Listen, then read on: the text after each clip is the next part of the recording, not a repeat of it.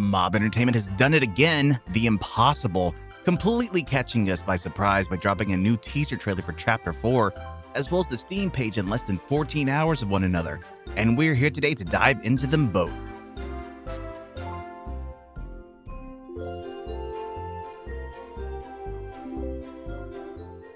The trailer begins with a seemingly innocent Dog Day walking somewhat stealthily around an undisclosed location inside of the Playtime co-factory. We see a bunch of mutilated smiling critters laying on the ground as Dog Day passes by them, ultimately approaching a headless Bobby Bear Hug whom he begins to eat. What seems like a safe moment for Dog Day to enjoy his meal is quickly escalated as another toy, whom I mistook for a garbage bag, suddenly leaps to life, tackling Dog Day and om-nomming his head ravenously as the poor Dog Day struggles underneath. Dang, Dog Day has it rough, pun intended. But do the mob devs dislike this poor pup so much? We slowly begin to back away from the scene, seeing more piles of dead toys laying around and what looks like a mini Wuggy flailing in the background. As we zoom out, we see even more of the location and what looks like cages, as well as this mysterious symbol painted in 3 primary colors: red, blue, and yellow. It's been popping up here lately in the Poppy Playtime Discord. In many ways, this symbol looks like a spiral heading downwards. What does this mean? Well, we'll get into that later. As we see more and more of the space become visible, the small critter that we haven't seen before suddenly looks up at the camera in the distance,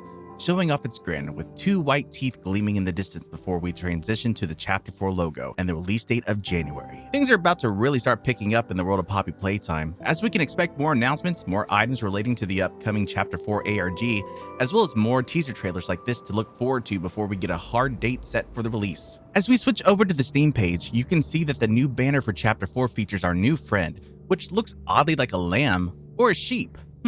Just kidding. We already know that it's confirmed that this critter is based off of another partner in crime, Sheep Rampage, who is an amazing content creator and a very chill guy. Go check out his channel if you haven't already. We also have 4 new teaser images, one that resembles an old sewage tunnel with a generator at the end where iron bars keep us from leaving. Another image shows a dark room of what might be waste, or maybe our old co-workers lying in a decayed state.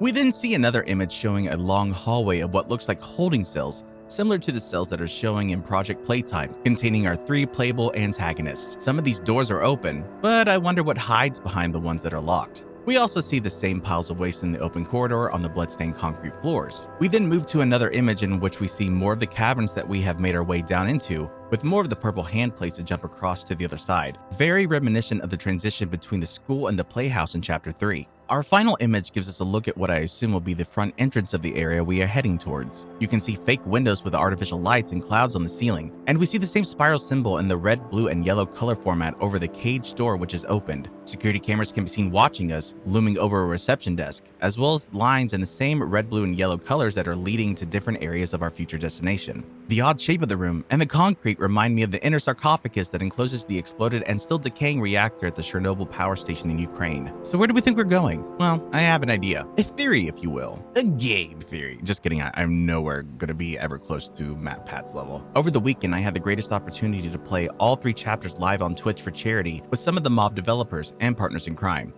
During our playthrough of Chapter 3 in the Playhouse, we watched a videotape at the beginning of the level in which Leith Pierre is speaking with Catnap. When Catnap talks back to Leith, telling him that the prototype will save us, Leith angrily calls Catnap by the name Theo, the biggest slap in the face in my personal opinion, and tells him that the prison is his home, while the prototype's home is in the labs. Prototype will save us. Theo, nobody's gonna save you. This prison is where you belong. We'll let you out here and there to go see the kids in play care, but your home is here. And as for the prototype, his home is in the labs. We then continued through this section, and right before we got to Dog Day, we opened a cage door which led into a small underground room. One of the mob developers, Amber Loves Bugs, confirmed that this room containing a paw-shaped bed was where Catnap slept to be close to Dog Day, his prisoner. Oh yeah, and this is where Catnap sleeps. So he does sleep here, okay. Right next to Dog Day? Yep.